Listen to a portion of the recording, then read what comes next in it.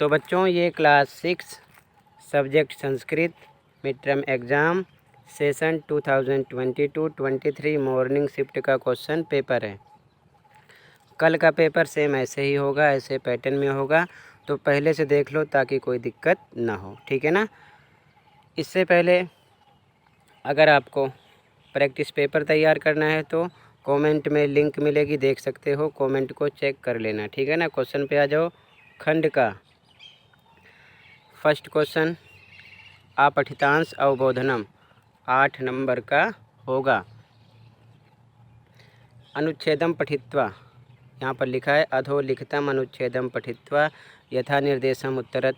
इस अनुच्छेद को पढ़कर आंसर देने हैं।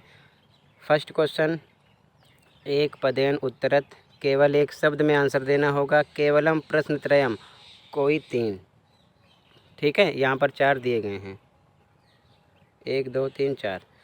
तो फर्स्ट जैसे पक्षिणः कुत्र निवसन्ति, तो पूरे पैराग्राफ में देखोगे तो ध्यान से पूरी लाइन मिलेगी। ये लिखा है ना, पक्षिणः अब वृक्षेषु एवं निवसन्ति, सेम मिला ना।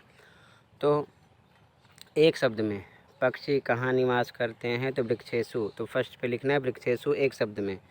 इसी प्रकार दूसरा पर्यावरणस्य संरक्षणम के कुर्वन्ति, तो पूरी लाइन सेम मिलेगी। ये लिखा है वृक्षाः पर्यावरणस्य संरक्षणम कुर्वन्ति, सेम मिला, ठीक है।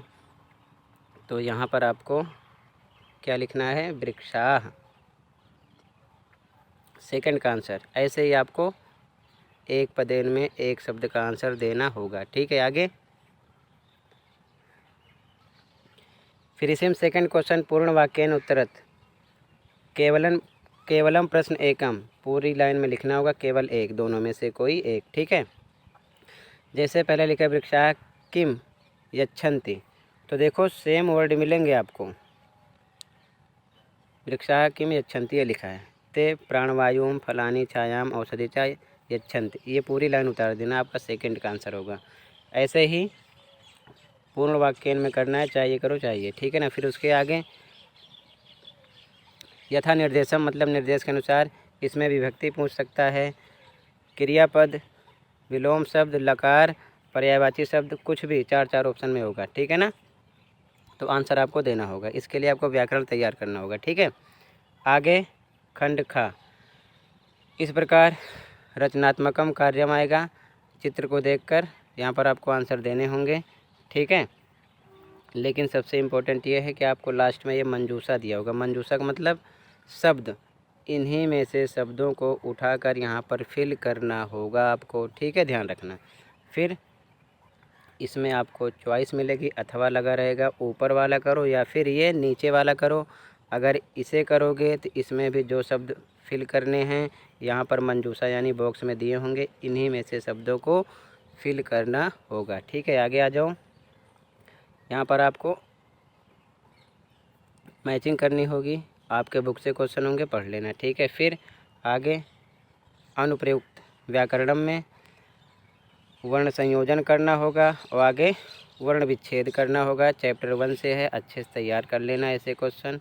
इस प्रकार 2 ऑप्शन होंगे अगले क्वेश्चन में, कोई एक फिल करना होगा। जैसे कि चलंती, तो बहुवचन है गजाः आएगा, ऐसे ही पठितः एक वचन छात्रः आएगा, क्रीडन्ति बहुवचन है वानराः आएगा, गायति एक वचन गायिका आएगा, ऐसे ही, ठीक है। उसके बाद में शब्द रूप याद कर लेना, इस प्रकार भरना होगा, ठीक है। धातु रूप भी पूछ सकते हैं। फिर आगे यहाँ पर अगले क्वेश्चन में इसी के अकॉर्डिंग आपको फिल करना होगा। जैसे महिला बहुवचन है धावंती आएगा, सुधा एक वचन है, ठीक है, तो वदति, ऐसे ध्यान में रखना है आपको, ठीक है ना।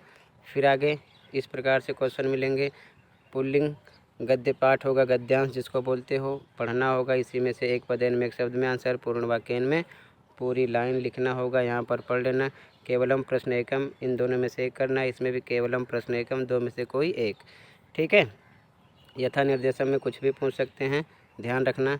फिर आगे अगला जो क्वेश्चन होगा वो भी सेम पद्यांश होगा, इसको पढ़ना होगा। एक पदेन में पूर्ण वाक्यन में सेम आंसर ऐसे ही देना होगा, ठीक है। फिर आगे आपको सेम वही मिलेगा, ठीक है ना। पद्यांश को पढ़कर एक पदेन पूर्ण वाक्य में आंसर देना होगा, मतलब कि एक पदेन पूर्ण वाक्य में ज़्यादा क्वेश्चन मिलेंगे। चित्र बना होगा, इस प्रकार आंसर लिखने होंगे, लेकिन ध्यान रखने वाली बात यह है कि इसको आपको याद करना पड़ेगा। फिर आगे इस प्रकार से क्वेश्चन मिलेंगे, एक वचन बहुवचन के हिसाब से पहचान करनी होगी। ठीक है, यहाँ पर तो ये मेंशन नहीं है, लेकिन संस्कृत में गिनती भी आएगी। मम परिचय याद कर लो, वो भी आ सकता है, ध्यान रखना। ठीक है, तो ये पैटर्न था। आई होप अच्छे से समझ में आया होगा। मिलते हैं अगली वीडियो में। Thank you for watching this video and take care.